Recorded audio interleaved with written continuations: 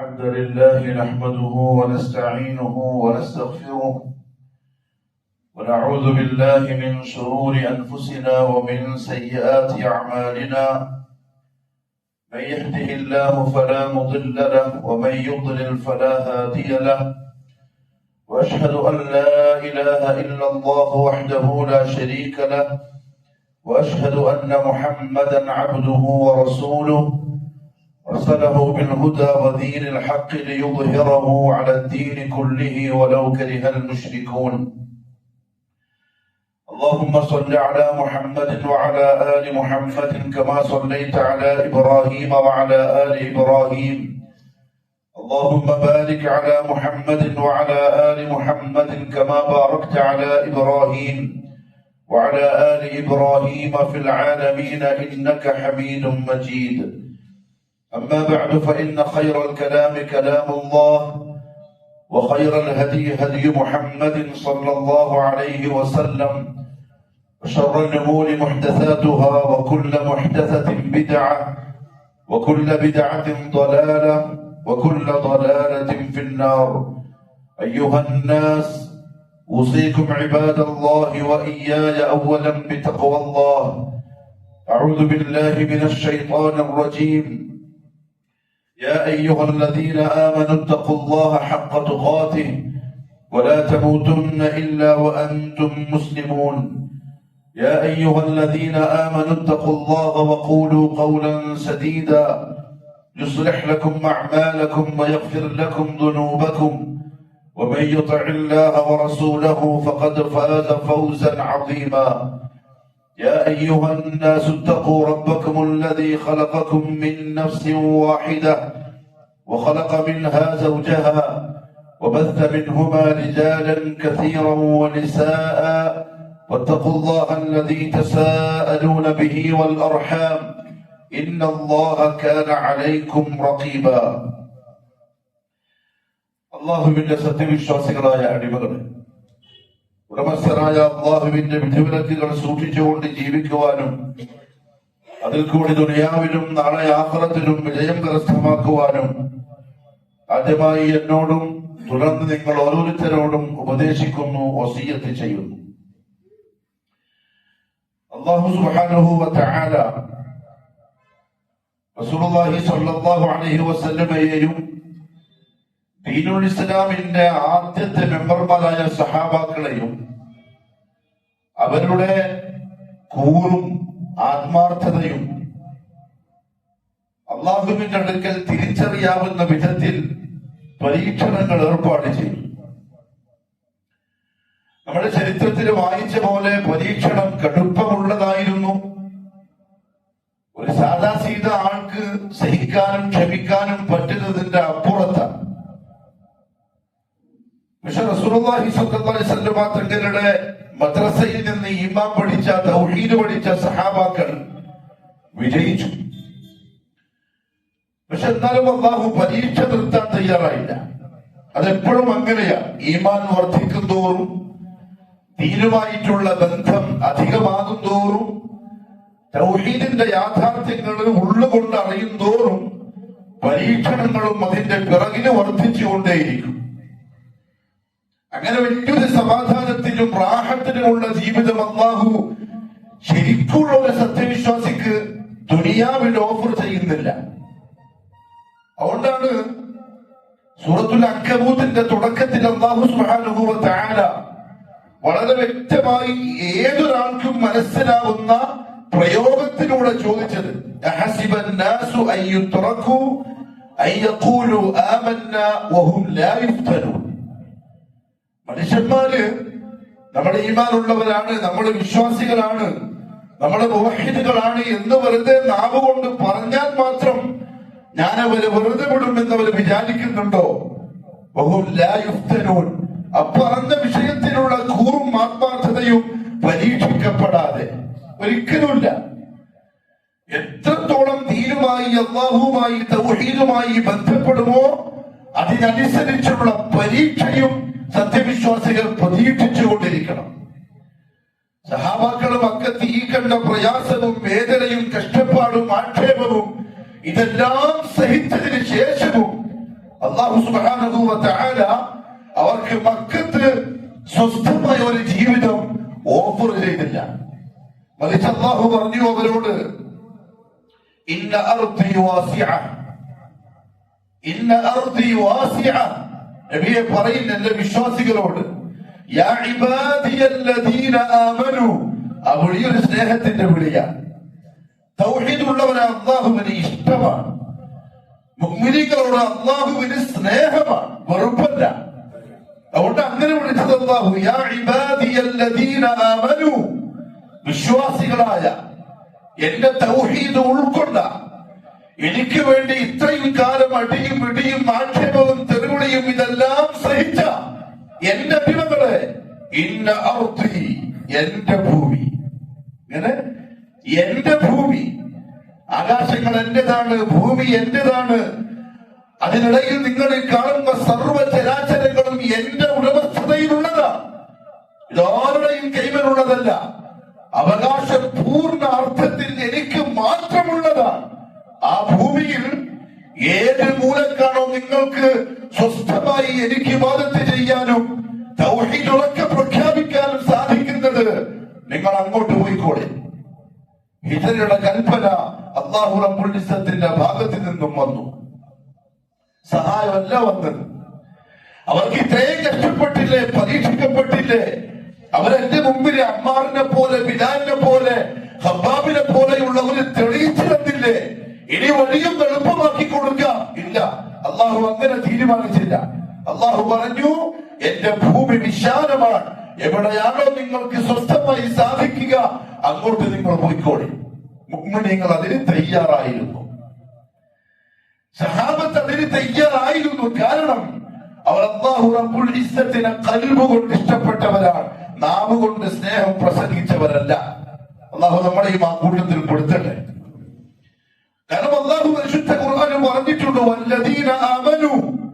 ആ വിശ്വാസികളുണ്ടല്ലോ, ഈമാൻ ഉൾക്കൊണ്ടവർ, അശദ്ദു ഹുബ്ബൻ ലില്ലാഹ്.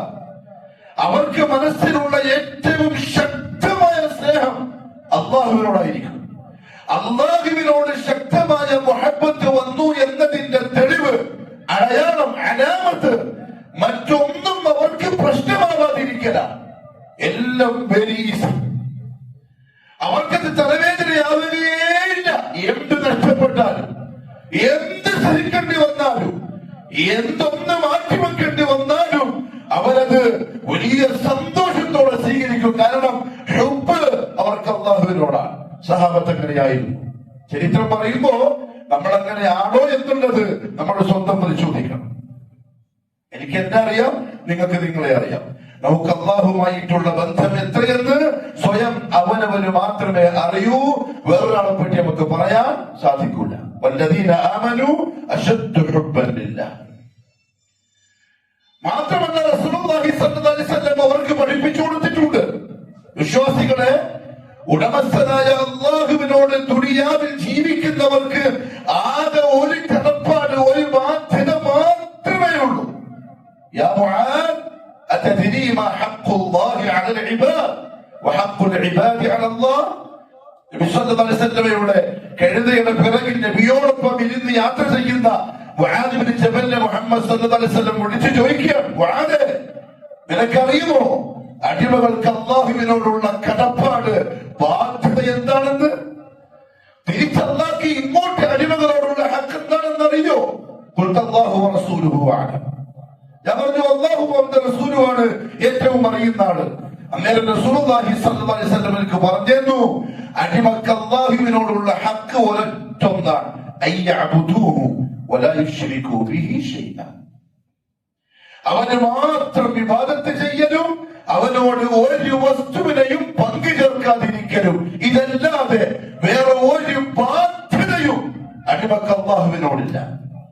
ആ ബാധ്യത പൂർത്തിയാക്കിയ, അത് തെളിയിച്ചവൻ അതിനെ ഉറപ്പിച്ചു നിർത്താൻ വേണ്ടിയിട്ടാണ് ബാക്കി അമലുകൾ ചെയ്യുന്നത്. നിസ്കാരം തൊട്ട് അങ്ങോട്ടല്ല, അത് തൗഹീദിനെ സുരക്ഷിതമാക്കാനുള്ളതാണ്. തൗഹീദ്, ഞാൻ നിന്റെ അടിമയാണ് എന്ന് അല്ലാഹുവിനെ തെളിയിച്ചു കൊടുക്കുന്ന ബാധ്യത നിർവഹണമാണ്. എങ്കിൽ മുആദ്, അല്ലാഹുക്ക് ഇങ്ങോട്ടുള്ള കടപ്പാട് എന്താണെന്ന് അറിയോ? ഒരടിമ ഈ ഹക്ക് പൂർത്തിയാക്കിയാൽ അല്ലാ യുഅദ്ദിബഹു, നരകം കൊണ്ട് അവനെ ശിക്ഷിക്കാതിരിക്കല.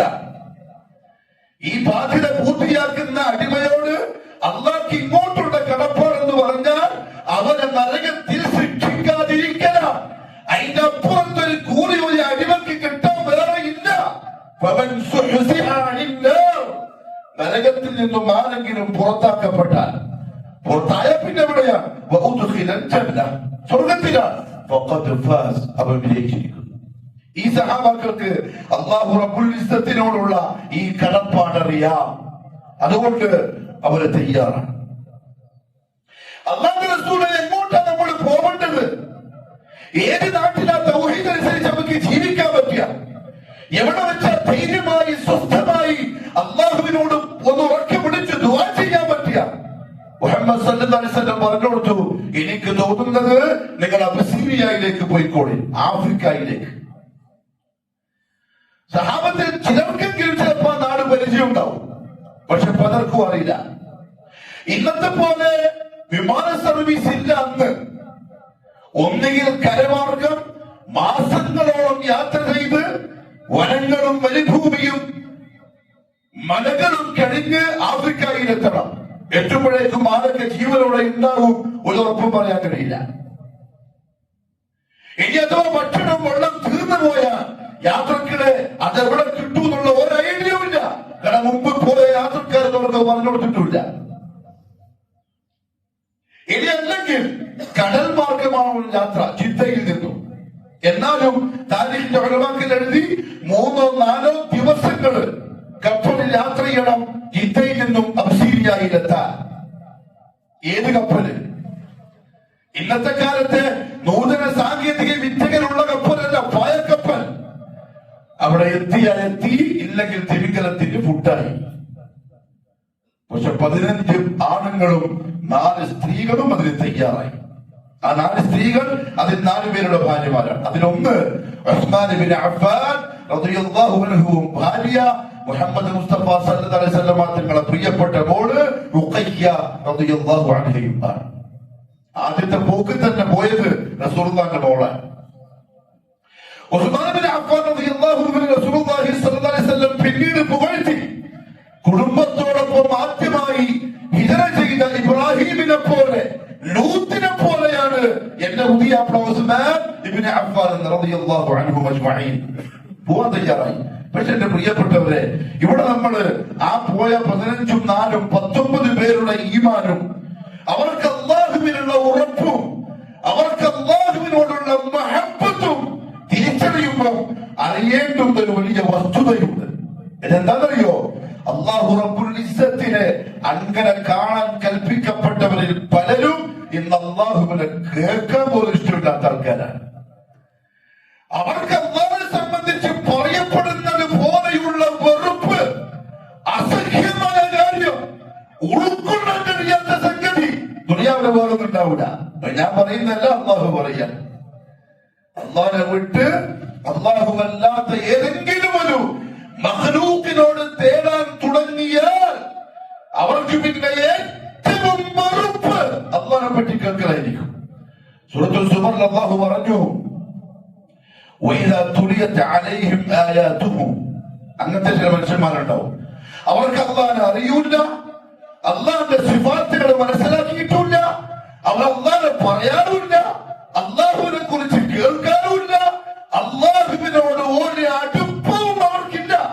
അങ്ങനത്തെ ചില ആൾക്കാരുണ്ട്. ഇദാ തുലിയത് അലൈഹിം ആയാതുഹു, അല്ലാഹുവിന്റെ ചില ആയത്തുകൾ അവരുടെ മുന്നിൽ ഓതപ്പെട്ടാൽ അവരെല്ലാരും കൂടി വിളിച്ചു കൂട്ടിയിട്ടൊരാള് അല്ലാഹുവിനെ പറ്റി പറഞ്ഞു കൊടുക്കാൻ തയ്യാറായാൽ, ജനങ്ങളെ നിങ്ങൾ അല്ലാഹുവിനെ കേൾക്കണം, നിങ്ങൾ അല്ലാഹുവിനെ അറിയണം, അല്ലാഹുവിന്റെ ഖുദ്റത്തും അവന്റെ മഖാമും നിങ്ങൾ മനസ്സിലാക്കണം എന്ന് അവരെ വിളിച്ചു കൂട്ടി പറയാൻ തയ്യാറായാൽ വല്ലാ മുദ്ബിറ, ഈ ചങ്ങായി ഓടിക്കളയും, വല്ലാ മുസ്തക്ബിറ, ധിക്കാരം കാണിച്ച് ഓടിക്കളയും. എന്തുകൊണ്ടാണ് ധിക്കാരം വിളിക്കാൻ കാണുന്നറിയോ? ഒരടിമ കേൾക്കേണ്ടത് ഓനെ പറ്റിയാണ്, ഒരടിമ കേൾക്കേണ്ടത് അല്ലാഹുവിനെ പറ്റിയ, വർത്തമാനം പറയേണ്ടത് അല്ലാഹുവിനെ പറ്റിയ, ചർച്ച വേണ്ടത് അല്ലാഹുവിനെ സംബന്ധിച്ച. പക്ഷെ ഇവനോടും വല്ല, ഇവനോടിക്കളയും മുസ്തക്ബിറൻ, അഹങ്കാരിയായിക്കൊണ്ട്.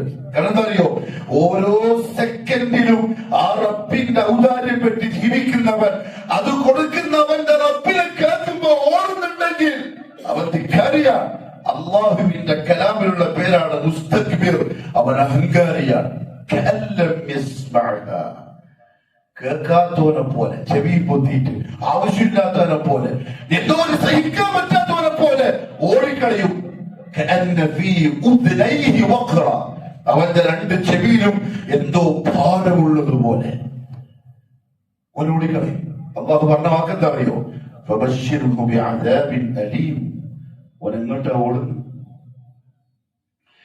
എന്റെ ആയത്ത് കേൾക്കുമ്പോൾ എങ്ങോട്ടാ ഈ ചെവി പൊത്തിയിട്ട് പായുന്നത്? നബിയെ, ഏറ്റവും വേദനയുള്ള ശിക്ഷ കൊണ്ട് അവർക്ക് നിങ്ങളെ സന്തോഷ വാർത്ത അറിയിച്ചോളെ. കാരണം എന്നെ വിട്ട് എന്നെ കേൾക്കാൻ താല്പര്യമില്ലാതെ അവൻ ഏത് ഭാഗത്ത് ഏത് മൂലയിൽ പോയാലും എന്റെ കോടതിയിൽ ഞാൻ കൊണ്ടുവരും ചെയ്യും, ഇതിനെപ്പറ്റി ചോദിക്കുകയും ചെയ്യും. സൂറത്തുൽ ഖുർആനിൽ അല്ലാഹു പറഞ്ഞു, എന്താ അറിയോ, ഒരുപക്ഷെ കഴിഞ്ഞ ആഴ്ച മടക്കേരി കണ്ടതും അതാണ്. മടക്കേരി നമ്മൾ കണ്ടതും അതാണ്. മനസ്സിന് സങ്കടമുണ്ട്, വിഷമമുണ്ട്. എന്നാലും അള്ളാഹു പറഞ്ഞ പോലെ ചില മനുഷ്യന്മാരെ ഭൂമിയിൽ എപ്പോഴും ഉണ്ടാവും. അള്ളാഹു അവർക്ക് ഹിദായത്ത് നസീബാക്കട്ടെ.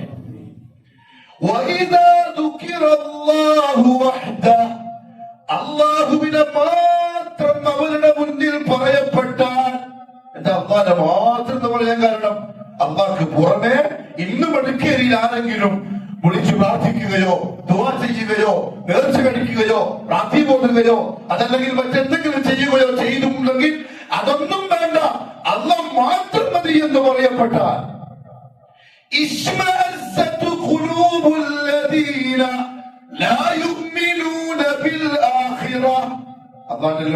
ശ്രദ്ധിച്ചു കേട്ടോട്ടോ. അള്ളാഹ് ഉപയോഗിച്ച പദപ്രയോഗം ഖുർആൻ വെറുപ്പാക്കില്ലല്ലോ, നോവലല്ലോ. ഖുർആൻ റബ്ബിന്റെ കലാമല്ലേ? ശ്രദ്ധിച്ച അടിമകളുടെ ഉള്ളറിയുന്ന റബ്ബിന്റെ കലാമാണ് ഖുർആൻ. അവിടെ അവന്റെ സ്വഭാവത്തിനനുസരിച്ചുള്ള വിധി ആകാശത്തിന്റെ മുകളിൽ പറഞ്ഞു തരികയാണ്. വല്ലാതെ വെറുപ്പുളവാകും, സ്നേഹിക്കാൻ പറ്റാതെയാകും, ഹൃദയം വല്ലാണ്ടങ്ങ് മുറുകും, എന്തോ വെറുപ്പവന്റെ മുഖത്ത് പ്രത്യക്ഷമാകും.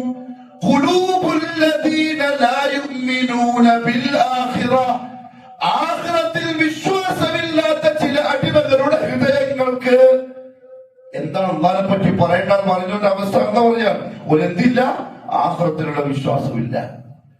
ആഖിറത്തിൽ വിശ്വാസമില്ലാത്തവരും ദീനുൽ ഇസ്ലാമിന്റെ പണിക്ക് പുറത്താണ്.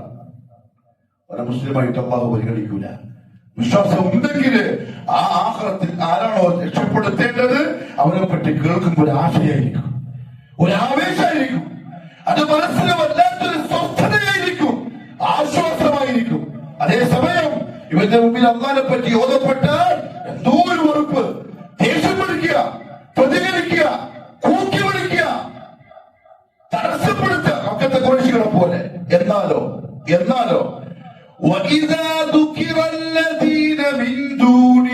തൊട്ടടുത്ത വാക്ക്,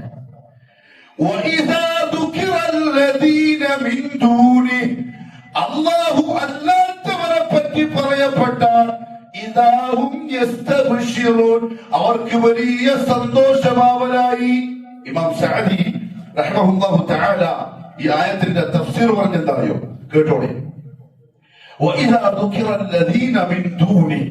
അല്ലാഹു അല്ലാത്തവരെ പറ്റി പറയപ്പെട്ട മിനൽ അസ്നാമി, വിഗ്രഹങ്ങളെ കുറിച്ച്, ദേവീദേവന്മാരെ കുറിച്ച്, വൽ അൻദാദി, മനുഷ്യൻ അള്ളാഹുവിന് പകരം ഉണ്ടാക്കി വെച്ചിരിക്കുന്ന പങ്കാളികളെ കുറിച്ച് എല്ലാം പെട്ടു.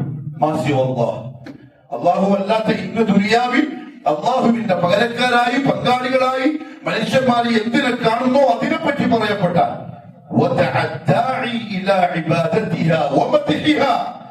എന്നിട്ട് അവരോട് ദുആ ചെയ്യാനും അവരോട് പ്രാർത്ഥിക്കാനും അവർക്ക് നേർച്ച കഴിക്കാനും ഒരു വിളിയാളം വന്ന് അവരെ വിളിച്ചു കഴിഞ്ഞാൽ ഇദാഹും യസ്തബ്ശിറൂൻ, അവർക്ക് വലിയ സന്തോഷമായി. കാരണം അവരുടെ ഇലാഹിലേക്ക് വിളിക്കുന്നത് പോലെ സഹാബത്ത് ആ കൂട്ടക്കാരായിരുന്നില്ല. അവർക്ക് മനസ്സിന്റെ സ്വസ്ഥതയും ആശ്വാസവും റാഹത്തും ഉടമസ്ഥനായ അള്ളാഹുവിനെ പറ്റി പറയുമ്പോഴും അള്ളാഹുവിലേക്ക് വിളിക്കുമ്പോഴുമായിരുന്നു. പക്ഷെ എന്റെ പ്രിയപ്പെട്ടവരെ, ഒരു കാര്യത്തിൽ നമുക്ക് സമാധാനമുള്ളത്, അള്ളാഹു ഏൽപ്പിച്ച ദൗത്യം പൂർത്തിയാക്കി എന്നുള്ളതാണ്. അടിപിടിയൊന്നുമില്ല, സംവാദങ്ങളൊന്നുമില്ല, വാഗ്വാദങ്ങളൊന്നുമില്ല, അതിന്റെ ആവശ്യമില്ല. അള്ളാഹു ഏൽപ്പിച്ചിരിക്കുന്ന ഉത്തരവാദിത്തം ഇതാണ്. അതിതാ നമ്മൾ നിങ്ങളെ കേൾപ്പിച്ചിരിക്കുന്നു. ഇനിയിപ്പോ മനസ്സിന് റാഹത്ത് തോന്നുന്നില്ലേ? പരിശുദ്ധ ഖുർആനിൽ അള്ളാഹു പറഞ്ഞ ആയത്തിലൂടെ ഒന്ന് കണ്ണോടിക്കുക, സ്വന്തത്തെ പറ്റി ഒന്ന് ചിന്തിക്കുക. സഹാബാക്കളാണോ നാടുവിടാൻ തയ്യാറായിരുന്നു. പക്ഷേ അവിടെ ചില സംഭവങ്ങൾ നടന്നു. അതിലൊന്ന്, മക്ക വിട്ട് പോകേണ്ടവർ മക്കത്തിൽ ജനിച്ചു വളർന്നവരാണ്.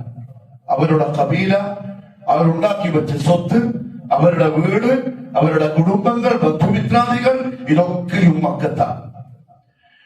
മക്ക വിട്ട് മക്കയുടെ പുറത്ത് പോവാന്ന് പറഞ്ഞാൽ അവർക്ക് അവരുടെ ഐഡന്റിറ്റി നഷ്ടപ്പെട്ടതുപോലെയാണ്. അതായത് കൂട്ടം തെറ്റിയ ആട്ടിൻകുട്ടികളെ പോലെയാണ്. ആർക്ക് എന്തും ചെയ്യാം. ഒരാൾക്കും ഒരു ഉത്തരവാദിത്തവുമില്ല, ഒരു സംരക്ഷണവുമില്ല, ഒരു ഉറപ്പുമില്ല മക്കത്തിൽ നിന്ന് പുറത്തേക്ക് പോയാൽ. ഇനി മാത്രമല്ല, അവർ ഇന്നലെ വരെ ഉണ്ടാക്കി വെച്ച അവരുടെ സ്വത്ത്, സമ്പത്ത് ഇതൊന്നും വിറ്റുപറക്കിട്ട് പോകാൻ കഴിയില്ല. ഒളിച്ചോടാണ് ഹിജറ. ആരോടും പരസ്യമായി പറഞ്ഞിട്ട് പോകാൻ പറ്റൂല.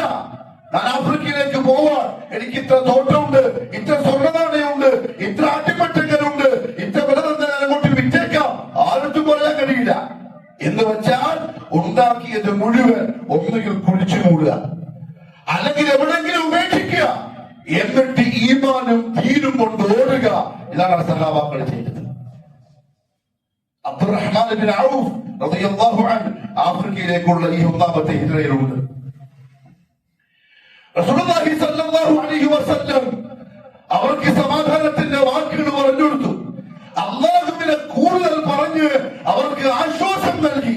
അവര് പോവാൻ തയ്യാറായി. അതിനിടയിൽ തൗഹീദിന്റെ പ്രബോധകരും പ്രവർത്തകരും തൗഹീദിന്റെ പള്ളിയിലെ ഖതീബും കമ്മിറ്റിയും ഒക്കെ കേൾക്കാൻ പറ്റുന്ന കാര്യം പറയാം. അബൂബക്കർ സിദ്ദീഖ് റളിയല്ലാഹു അൻഹു ആ യാത്രക്ക് തയ്യാറായി ആഫ്രിക്കയിലേക്ക് പോവാൻ.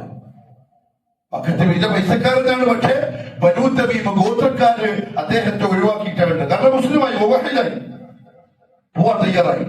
കിട്ടാവുന്നതെല്ലാം വിളിച്ചു പുറക്കി ഒട്ടകത്തുമ്പ കെട്ടി യാത്രക്ക് ഒരുങ്ങി പുറത്തിറങ്ങിയപ്പം ഒരു മുശ്രിക്ക് മക്കാരൻ നടന്നു വരുന്നത് കണ്ടു. അദ്ദേഹം ചോദിച്ചു, അബൂബക്കർ, നിങ്ങൾ അങ്ങോട്ടാ പതിവില്ലാത്തൊരു യാത്ര? അദ്ദേഹം പറഞ്ഞു, എന്റെ സ്വന്തം നാട്ടിൽ എനിക്ക് അള്ളാഹുവിന് മാത്രം വിവാദത്ത് ചെയ്ത് ജീവിക്കാനുള്ള സ്വാതന്ത്ര്യമില്ല, ഇവര് സമ്മതിക്കുന്നില്ല. ഞാൻ അള്ളാഹിന്റെ ഭൂമിയിൽ അതിന് പറ്റിയ സ്ഥലം നോക്കിയിട്ട് പോവാണ്. അങ്ങനെ ആ മുശ്രിക്ക് പറയാ, യാ അബൂബക്കർ, നിങ്ങളെപ്പോലത്തെ ഒരാൾ ഈ നാട്ടിൽ നിന്ന് പോയിക്കൂടാ.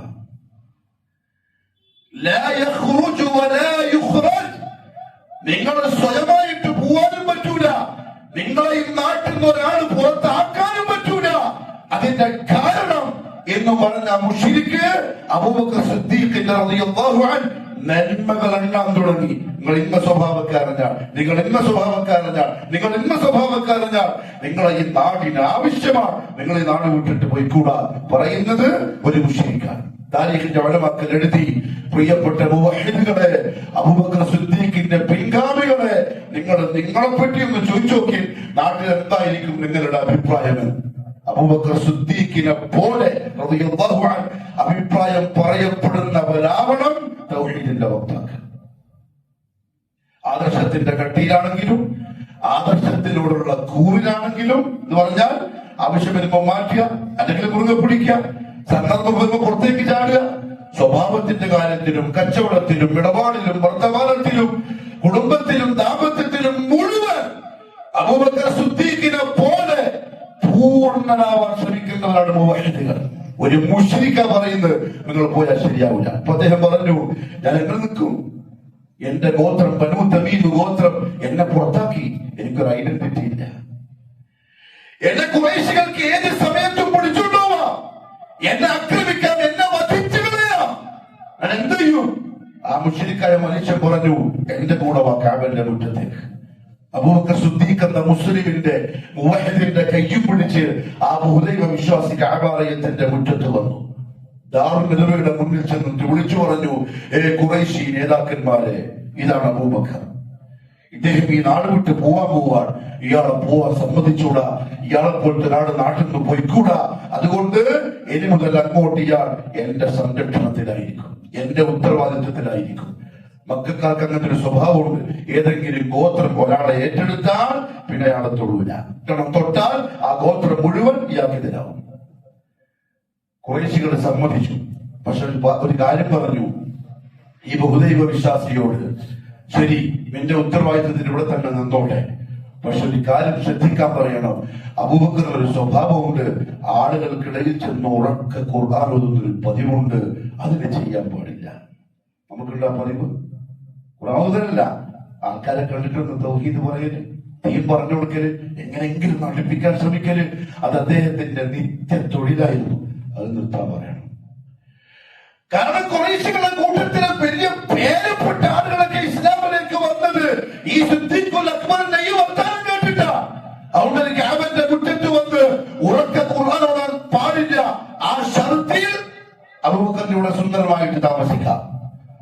ആ മുശ്രിക്ക് പറഞ്ഞു, ശരി, ഞാൻ പറഞ്ഞോളാം. അദ്ദേഹം പറഞ്ഞു, അബൂബക്കർ എന്റെ ഉത്തരവാദിത്തത്തിലാണ്, ഇനി പരിപാടിക്ക് നിൽക്കണ്ട. അദ്ദേഹം പറഞ്ഞു, ആയിക്കോട്ടെ. അബൂബക്കർ സിദ്ദീഖ് റളിയല്ലാഹു അൻഹു അദ്ദേഹത്തിന്റെ വീട്ടിന്റെ മുറ്റത്ത് ഒരു തമ്മുണ്ടാക്കി, ഒരു കൂടാരം, ഒരു ഖൈമ. എന്നിട്ട് അതിന്റെ ഉള്ളിൽ നിന്ന് കൈകെട്ടി ഉറക്ക ഖുർആൻ ഓതിക്കൊണ്ട് നിസ്കരിക്കാൻ തുടങ്ങി. അവന്റെ മുറ്റത്തല്ല, സ്വന്തം വീട്ടിന്റെ മുറ്റത്ത്. എന്താ സംഭവിച്ചെന്നറിയോ? അതിലൂടെ അങ്ങോട്ടും ഇങ്ങോട്ടും നടക്കുന്ന ആളുകൾ അബൂബക്കർ സിദ്ദീഖ് റളിയല്ലാഹു തആല അൻഹുവിന്റെ ഖുർആൻ പാരായണത്തിലുള്ള വശ്യത, സൗന്ദര്യം അത് കേട്ട് അവിടെ തടിച്ചു കൂടാൻ തുടങ്ങി. കച്ചവടക്കാരുണ്ട്, മക്കാരുണ്ട്, പുറത്തുനിന്ന് കാബ കാണാൻ വേണ്ടി തവാഫ് ചെയ്യാൻ വന്ന ആൾക്കാരുണ്ട്. ഇവരെല്ലാം അബൂബക്കർ സിദ്ദീഖിന്റെ വീട്ടുമുറ്റത്ത്. ഖുറൈശികൾക്ക് ഹാരടങ്ങി. അങ്ങനെ ഉണ്ടാവും. ഒരാൾ വീട്ടിൽ ഖുർആൻ ഓതിട്ട് പറയുമ്പോ അയാൾ മാറിപ്പോവോ, അയാൾ നമ്മളെ വിട്ടിട്ട് പോവോ, അയാൾക്ക് കാര്യം മനസ്സിലായി പോവോ എന്ന ഈ ടെൻഷൻ വരുമ്പോ ഇതിന്റെ ഉള്ളിൽ നിന്ന് ശൈത്താൻ കളിക്കാൻ തുടങ്ങും. നമ്മൾ കണ്ടല്ല കളി. ഖുറൈശികൾക്ക് ദേഷ്യം പിടിച്ചു. അവർ ഈ ബഹുദൈവ വിശ്വാസിയെ വിളിപ്പിച്ചിട്ട് പറഞ്ഞു, ഈ പരിപാടി ശരിയാവില്ല. അബൂബക്കർ റളിയല്ലാഹു അൻഹു വീട്ടിന്റെ മുറ്റത്താണെങ്കിലും ഓതുന്ന ഖുർആൻ ആളുകളെ പിഴപ്പിക്കുന്നുണ്ട്, അതുകൊണ്ട് ഓതാൻ പാടില്ല. അദ്ദേഹം ചെന്ന് കണ്ടു പറഞ്ഞു, അബൂബക്കർ എന്റെ ഉത്തരവാദിത്വത്തിലാണ്, നീ ചെയ്യാൻ പാടില്ലെന്നല്ലേ പറഞ്ഞ്, ഇങ്ങനെ ചെയ്യാനാണ് തീരുമാനമെങ്കിൽ എനിക്ക് എന്റെ ഉത്തരവാദിത്വം പിൻവലിക്കേണ്ടി വരും. അബൂബക്കർ സിദ്ദീഖ് റളിയല്ലാഹു തആല അൻഹു പറഞ്ഞു, ഇന്നലെ വരെ നീ എന്റെ ഉത്തരവാദിത്വം ഏറ്റെടുക്കുന്നത് വരെ ഞാൻ അള്ളാഹുവിന്റെ സംരക്ഷണത്തിലായിരുന്നു. ഇനി അങ്ങോട്ട് എന്നെ അള്ളാഹു സംരക്ഷിച്ചോളും, നിന്റെ ഉത്തരവാദിത്വം നിങ്ങൾ പിൻവലിച്ചോളും. ഇതുവരെ സംരക്ഷിച്ചതിന് നിങ്ങൾക്കെല്ലാം നന്ദിയും. അബൂബക്കർ സിദ്ദീഖ് റളിയല്ലാഹു അൻഹു പിന്നീട് മക്കത്ത് നിന്ന് പോകുന്നത് ഏറ്റവും അവസാനം മുഹമ്മദ് സല്ലല്ലാഹു അലൈഹി വസല്ലം മദീനയിലേക്ക് പോകുന്ന ആ സമയത്താണ്. അതിനിടയിൽ അള്ളാഹുവിന്റെ പൂർണ്ണ സംരക്ഷണം അദ്ദേഹത്തിന് കിട്ടുകയും ചെയ്തു. അതിനപ്പുറത്ത് മറ്റൊരു സഹാബി തയ്യാറായിക്കൊണ്ടിരിക്കുക അബസീനിയയിലേക്ക് ഹിജ്റ പോവാൻ. അദ്ദേഹത്തിന്റെ ഭാര്യ ലൈല ഉമ്മു അബ്ദില്ല റളിയല്ലാഹു അൻഹ ഒട്ടകത്തിന്റെ മുകളില് കിട്ടുന്നല്ല മാറ്റമെല്ലാം കെട്ടിയിട്ട് മുറുക്കിക്കൊണ്ടിരിക്കുക. മുഖത്ത് ദേഷ്യമുണ്ട്, വെറുപ്പുണ്ട്, വല്ല വെപ്രാളമുണ്ട്, കരച്ചിലുണ്ട്. നാളെ വിട്ട് പോവാ, ഇനി എപ്പോ തിരിച്ചു വരാൻ പറ്റാന്ന് പറയാൻ കഴിയില്ല. സ്വത്തെല്ലാം ഇട്ടിട്ട് പോവാ. അപ്പോൾ ഉമറുൽ ഫാറൂഖ് റളിയല്ലാഹു അൻഹു ആ സ്ത്രീയുടെ വീട്ടിന്റെ മുറ്റത്ത് കൂടി നടക്കും. ഉമർ ഈ പെണ്ണുങ്ങള് ഹിജാബിന്റെ ആയത്ത് ഇറങ്ങുന്നതിന് മുമ്പാട്ടോ പാണ്ടക്കെട്ട് കെട്ടുമ്പോ ചോദിച്ചു, യാ ഉമ്മ അബ്ദില്ല, നിങ്ങൾ എങ്ങോട്ടാ യാത്ര? കാരണം അന്ന മക്കാർ അങ്ങനെ യാത്രക്ക് പോകില്ല. ആകെ വർഷത്തിൽ 2 യാത്രയാണ് അവർ കച്ചവടത്തിന്റെ, ചൂടുകാലത്തും തണുപ്പുകാലത്തും, സിറിയയിലേക്ക് ഷാമിലേക്ക് 2 യാത്ര. അല്ലാതെ അവര് പോകില്ല. ഈ പാണ്ട കെട്ടുന്ന കണ്ടപ്പോ ഉമർ ചോദിച്ചു, നിങ്ങൾ എങ്ങോട്ടാ? റാത്തീമിന്റെ ആൾക്കാരെ ഈ വാക്കൊന്ന് കേൾപ്പിക്കണം കേട്ടോ. റാത്തി പോകുന്ന ആൾക്കാർ എന്താ പറയുന്നത്? നമ്മൾ അള്ളാഹുവിനെ വിശ്വസിക്കുന്നുണ്ട്, നമ്മള് അന്ന് കൊടുത്ത കഴിവെന്ന് ചോദിക്കുന്നല്ലേ. അങ്ങനെയാണെങ്കിൽ ഉമർ എന്തുകൊണ്ട് തുടക്കത്തിൽ മുശ്രിക്കായി എന്ന മറുപടി പറയണം. ഉമറിന് എന്തുകൊണ്ട് തുടക്കത്തിൽ മുശ്രിക്കായി? ഈ ഉമ്മ അബ്ദുല്ല പറഞ്ഞു, ഉമർ, നമ്മുടെ നാട്ടിൽ നമ്മളെ ജീവിക്കാൻ സമ്മതിക്കണ്ടേ? നിങ്ങൾ നമ്മളെ പ്രയാസപ്പെടുത്തല്ലേ? നമുക്ക് ഏകനായ അല്ലാഹുവിനെ ഇബാദത്ത് ചെയ്യാനുള്ള സൗകര്യങ്ങള് നിങ്ങളായിട്ട് നശിപ്പിക്കല്ലേ? അതുകൊണ്ട് അല്ലാഹുവിന്റെ ഭൂമിയിൽ അതിന് പറ്റിയ സ്ഥലം നോക്കിയിട്ട് നമ്മൾ പോവാ. ഉമർ അതീ ഗോത്രത്തിലെ മുസ്ലിമീങ്ങളെ ചങ്ങലയിൽ കെട്ടി ചാട്ടവാല കൊണ്ട് അടിക്കുന്ന സമയം ബനൂ അദിയിലെ മുസ്ലിം ഇസ്ലാമിലേക്ക് വന്ന ആളുകളെ ഉമർ റളിയല്ലാഹു അൻഹു ക്രൂരമായി പീഡിപ്പിക്കുന്ന സമയം ഉമറിന് അത്ര ദേഷ്യമായിരുന്നു തൗഹീദിനോട് ആ സമയത്ത്. പക്ഷെ ഉമ്മ അബ്ദുല്ല പറയാ, ഞാനിത് പറഞ്ഞപ്പം ഉമർ എന്നോട് ചോദിച്ചു, ഓഹോ, മക്കത്തിൽ നിന്ന് നാട് വിട്ട് പോകാനുള്ള അവസ്ഥ വരെ നിങ്ങൾ എത്തിയോ? നിങ്ങൾക്ക് അത്ര മോശമായ അവസ്ഥയാണോ? ഉമ്മ അബ്ദുല്ല ദേഷ്യത്തോടെ പറഞ്ഞു, അതെ, എന്റെ കൂട്ടത്തിലുള്ള ആളുകള് നമ്മളെ ജീവിക്കാൻ സമ്മതിക്കുന്നില്ല. ആ സമയത്ത് ഉമർ പറയാണ് ഉമ്മ അബ്ദുല്ലാനോട്, യാ ഉമ്മ അബ്ദുല്ല, സഹബകുമുല്ലാഹ്, സഹബകുമുല്ലാഹ്, അല്ലാഹു നിങ്ങളുടെ യാത്രയിൽ നിങ്ങളുടെ കൂടെ ഉണ്ടാവട്ടെ. ഏതെന്താ ഉമറെ അള്ളാഹിനെ പറ്റിയാ പറഞ്ഞേ? ഉമർ അന്ന് മുശ്രിക്കാണ്. ഉമർ ദാറുൽ വന്ന് കലിമത്ത് പറഞ്ഞിട്ട് ഇസ്ലാമിലേക്ക് വന്നില്ല. അതിന് മുമ്പ് ഉമർ പറയുന്നത് സഹബകുമുല്ലാഹ്, അള്ളാഹു നിങ്ങളുടെ കൂടെ യാത്രയിൽ നിങ്ങളുടെ കൂടെ ഉണ്ടാവട്ടെ എന്ന് പറഞ്ഞാൽ അള്ളാഹുവിനെ ഇല്ലാന്ന് പറഞ്ഞുകൊണ്ടല്ല മക്കത്തെ മുശ്രിക്കായത്, മറിച്ച് ഉണ്ട് എന്ന് വിശ്വസിക്കുന്ന അള്ളാന്റെ കൂടെ ഔലിയാക്കളെ ചേർത്തതിന്റെ പേരിലാണ്. അതുകൊണ്ടാണ് റാത്തീബുകാരെ നമ്മൾ ഇങ്ങടുത്ത് വന്നിട്ട് പറഞ്ഞത് നിങ്ങൾ ശരിയല്ല, നിങ്ങളെ ഈ ആദർശം ശരിയല്ല, നന്നല്ല, ഇത് വെച്ചുകൊണ്ട് നിങ്ങൾ നരകത്തിന്റെ തീകുണ്ടിലേക്കുള്ള വഴിയിലാണ് നിൽക്കുന്നത്. തിരിച്ചിട്ട് മാറി തിരിച്ചു വരണം, ബാക്കോട്ട് നടക്കണം, വിശ്വസിക്കുന്ന അല്ലാഹു മാത്രം മതിയെന്ന് ഉറപ്പിക്കണം. ഇല്ലെങ്കിൽ ഉമർ ആദ്യകാലത്തുണ്ടായ പോലെ ശിർക്കിലാണ് നിങ്ങൾ ഇപ്പോൾ ഉള്ളത്, കുഫറിലാണ് നിങ്ങൾ ഉള്ളത്, നിങ്ങൾ സ്വർഗത്തിന്റെ രാജപാതയിലല്ല ഉള്ളത്. നിങ്ങളെ ആരോ തെറ്റിദ്ധരിപ്പിച്ചതാണ്. ഉമർ പറഞ്ഞ വാക്കതാണ് സഹബകുമുല്ലാഹ്. ഉമ്മ അബ്ദുല്ലാന്റെ മനസ്സിൽ ഒരു ചെറിയ ആശ്വാസം തോന്നി. കാരണം ഇത് പറയുന്ന ഉമറിന് എന്തോ ഒരു മാറ്റം വന്ന പോലെയുണ്ട്. ഭർത്താവ് വീട്ടിലില്ല. അല്പം കഴിഞ്ഞപ്പം ഭർത്താവ് വന്നു. ഭർത്താവ് വന്നപ്പം ഭാര്യ ലൈല സംഭവം പറഞ്ഞു. ഉമർ ഇങ്ങനെ വന്നു, എന്നെ കണ്ടു, ഞാനിങ്ങനെ പറഞ്ഞപ്പോ എന്നോട് ഇങ്ങനത്തെ മറുപടിയാ പറഞ്ഞത്. ഭർത്താവ് ചോദിച്ചുണ്ട്,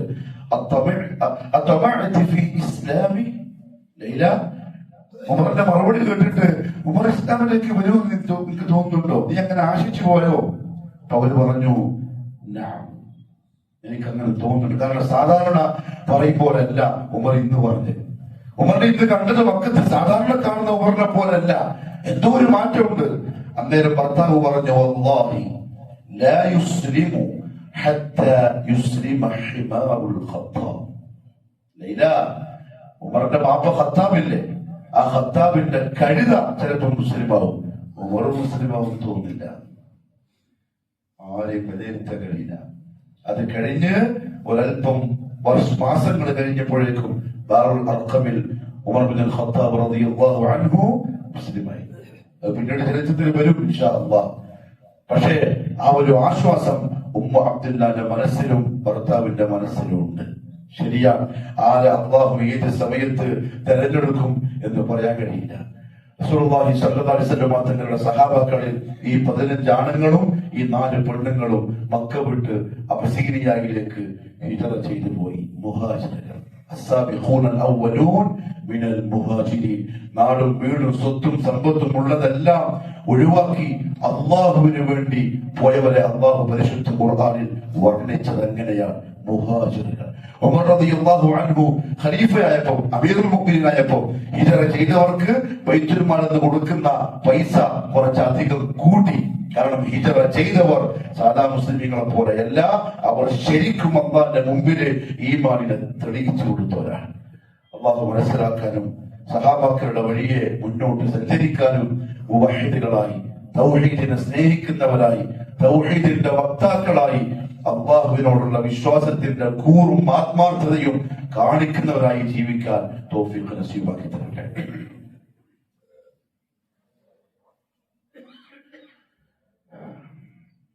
അൽഹംദുലില്ലാഹി റബ്ബിൽ ആലമീൻ والصلاة والسلام على نبينا محمد وآله وصحبه أجمعين.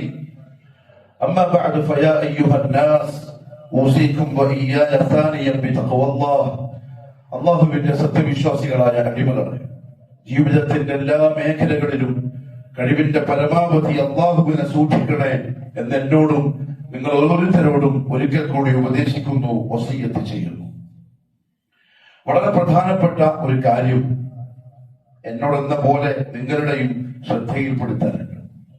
നമ്മൾ ഈ പറഞ്ഞ പോലെ ദീൻ ആഗ്രഹിക്കുന്നവരും ദീനിന്റെ ആളുകളായി ജീവിച്ച് മരിക്കാൻ കൊതിക്കുന്നവരുമാണ്. അല്ലാഹു അങ്ങനെ തന്നെ ആക്കി തരട്ടെ.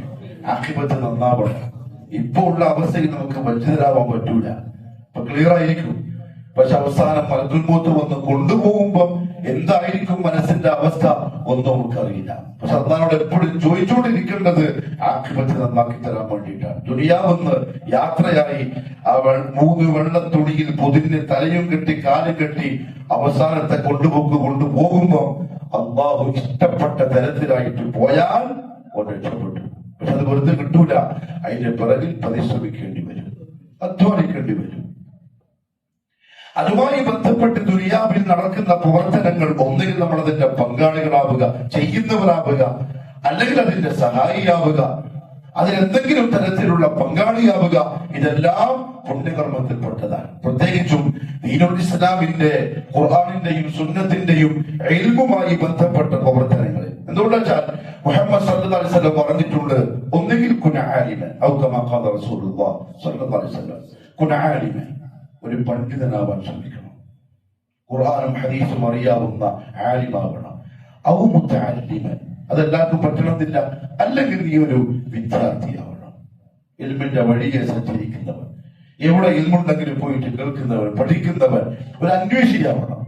അതിനും പറ്റുന്നില്ലെങ്കിൽ, ഒരു മുതഅല്ലിമാവാൻ കഴിയുന്നില്ല, കുൻ സാമിഅ, കേൾക്കുന്നവനെങ്കിലും ആവണം. പഠിക്കാനും പഠിച്ചെടുക്കാനും കഴിയുന്നില്ല, എന്നാൽ ഇൽമിന്റെ മജ്‌ലിസുകളിൽ, ഇൽമിന്റെ സദസ്സുകളിൽ പോയിരുന്ന് അത് കേട്ട് അതിന്റെ കൂലി സമ്പാദിക്കുന്ന ആണെങ്കിലും ആവണം. ഔ മുഹിബ്ബ്, അതിനും സമയം കിട്ടുന്നില്ലേ, നീ അതിനെ ഇഷ്ടപ്പെടുന്നവനെങ്കിലും ആവണം. ഇൽമിനോട്, ഇൽമിന്റെ ആൾക്കാരോട്, കിതാബുകളോട്, മദ്രസകളോട്, പള്ളികളോട്. വലാ തകുൻ ഖാമിസ, അഞ്ചാമനായി നീ മാറാൻ പാടില്ല. ഇൽമില്ല, പഠിക്കാനും തയ്യാറില്ല, പോയിട്ട് കേൾക്കുന്നില്ല, അതിനോട് താല്പര്യമില്ല. ലാ തകുൻ ഖാമിസ, ആ അവസ്ഥയിലാവരുത്. അവിടെ ചിലപ്പോ നമ്മളെപ്പോഴത്തെ കച്ചവടക്കാർക്കും ദുനിയാവിന്റെ തിരക്കുള്ളവർക്കും സാധിക്കാന്ന് പറഞ്ഞാൽ പോയിട്ട് കേൾക്കാനും അതുമായി ബന്ധപ്പെടാനും അതൊക്കെയായിരിക്കും. ഒന്നുമില്ലെങ്കിലും അതിനെ സ്നേഹിക്കാനും ഇഷ്ടപ്പെടാനെങ്കിലും, അത് ദുനിയാവ് എവിടെയാണെങ്കിലും ഖുർആനെയും സുന്നത്തിനെയും ആധാരമാക്കിക്കൊണ്ടുള്ള ഇൽമി സ്ഥാപനങ്ങൾ, അതുമായി ബന്ധപ്പെട്ട മജ്‌ലിസുകൾ, ഇതെല്ലാം മുഹിബ്ബീങ്ങൾക്ക് ഇഷ്ടമുള്ള സംഗതിയാണ്. വരുന്ന ഞായറാഴ്ച മറ്റന്നാള് മംഗലാപുരത്ത് KC റോഡ് ജാമിഅത്തുൽ സീന എന്ന് പറയുന്ന ഒരു സ്ഥാപനത്തിൽ അതിലൊരു വലിയ പ്രോഗ്രാം നടക്കുക. ഒരുപാട് ആ മനുഷ്യനെ അല്ലാഹു അനുഗ്രഹിക്കട്ടെ, പറയാതിരിക്കാൻ കഴിയില്ല. സീനത്താജി എന്നാ പറയുക. മക്കളെയൊക്കെ ഇൽമു പഠിപ്പിച്ച് ചില മക്കളെ ഹാഫിളീങ്ങളാക്കി ബിസിനസിന്റെ ഒരു ഭാഗം ഒരു മദ്രസയ്ക്ക് വേണ്ടി മാറ്റിവെച്ച മഹാനായ ഒരു മനുഷ്യൻ. അല്ലാഹു അദ്ദേഹത്തെ ഖബൂൽ ചെയ്യട്ടെ. ബാഹ്യമായിട്ടുള്ള കണ്ടിട്ട് നമുക്ക് പറയാൻ പറ്റുള്ളൂ, ബാക്കി അല്ലാഹുവിന്റെ അടുത്താണ്. പക്ഷെ മരിക്കുന്നത് വരെ ആ വഴിയിൽ നമ്മുടെ ഭാഗ്യമായി ആ വഴിയിൽ തന്നെ ഇൽമിനെ സ്നേഹിച്ചു, കുട്ടികൾക്ക് ഇൽമ പഠിപ്പിച്ചു കൊടുക്കാനുള്ള സഹായങ്ങൾ ചെയ്തു, അവരെ ഇഷ്ടപ്പെട്ടും അവരോടൊപ്പം കൂടിയും സമ്പത്തിന്റെ വലിയൊരു ഭാഗം അതിനു വേണ്ടി ചെലവാക്കിയും ആ മഹാനായ മനുഷ്യൻ ജീവിച്ചു. അല്ലാഹു ഖബൂൽ ചെയ്യട്ടെ. അതെല്ലാം ചുരുക്കം ചില ആളുകൾക്ക് കിട്ടുന്ന തൗഫീഖാണ്. കാരണം മുഹമ്മദ് സല്ലല്ലാഹു അലൈഹി വസല്ലം പറഞ്ഞിട്ടുണ്ട്, എങ്ങനെയാണോ ദുനിയാവെന്ന് പോവുക അങ്ങനെയായിരിക്കും മഹ്ശറിൽ വരിക. അയാൾ അങ്ങനെയായിരിക്കും വരിക, ദീനിനെ സ്നേഹിക്കുന്ന, ഇൽമിനെ സ്നേഹിക്കുന്ന ഒരാളായിട്ട്. ആ സ്ഥാപനം വളർന്നു, പന്തലിച്ചു, വലുതായി. മക്കൾ അത് ഏറ്റെടുത്തു. സുബ്ഹാനല്ലാഹ്. ഇബ്രാഹിം അലൈഹിസ്സലാത്തു വസ്സലാമിന്റെ ഒരു ദുആ ഉണ്ടല്ലോ, റബ്ബി ലാ തദർനി ഫർദൻ വഅൻത ഖൈറുൽ വാലിദീൻ. അല്ലാഹുവേ, നീ എന്നെ ഒറ്റയ്ക്ക് ഇങ്ങനെ ഒഴിവാക്കില്ല റബ്ബേ, എനിക്ക് എന്റെ ഈ ദൗത്യം ഏറ്റെടുക്കാനുള്ള അനന്തരാവകാശിയെ തരണേ അല്ലാഹ്. ആൺമക്കളെ ചോദിച്ചതാണ്. മക്കളത് ഏറ്റെടുത്തു. അത് വലിയൊരു ബിൽഡിംഗ് ഉണ്ടാക്കി, അതിന്റെ ഒരു വലിയ പ്രോഗ്രാം അവർ സംഘടിപ്പിച്ചു. ഞാനിത് പറയാൻ കാരണം അവരെന്നെ ഏൽപ്പിച്ചിട്ടുണ്ട് നിങ്ങളുടെ അടുത്ത് പറയാൻ, എല്ലാവരും പങ്കെടുക്കാൻ. വൈകുന്നേരം തൊട്ടേ തുടങ്ങുള്ളൂ. രാവിലെ വേറെ പ്രോഗ്രാം ഉണ്ട്, അതിലും പങ്കെടുത്തോളി. വൈകുന്നേരം ആകുമ്പോൾ അങ്ങോട്ട് പോയി അതിലും ഒന്ന് പങ്കെടുക്കാൻ ശ്രമിക്കും. അള്ളാഹു നല്ല തൗഫീഖ് നസീബാക്കി തരട്ടെ. ദീനിന്റെ ആളുകളായി, ദീനെ സ്നേഹിക്കുന്ന ആളുകളായി, ദീനിനെ ജീവിതത്തിൽ പകർത്തുകയും അതിനുവേണ്ടി പണിയെടുക്കുകയും ചെയ്യുന്ന നല്ലവരായി അള്ളാഹു നമ്മളെ എല്ലാവരെയും കബൂലാക്കട്ടെ. അഖൂലു ഖൗലി ഹാദാ وأستغفر الله العظيم لي ولكم ولجميع المؤمنين فاستغفروا إنه هو الغفور الرحيم. اللهم اغفر للمؤمنين والمؤمنات والمسلمين والمسلمات الأحياء منهم والأموات إنك مجيب الدعوات وقاضي الحاجات. اللهم أعز الإسلام والمسلمين وأذل الشرك والمشركين وأذل الكفر والكافرين والنفاق والمنافقين. اللهم ولا تجعلنا منهم. ربنا آتنا في الدنيا حسنة وفي الآخرة حسنة وقنا عذاب النار. وصلى الله على نبينا محمد وعلى آله وصحبه وسلم.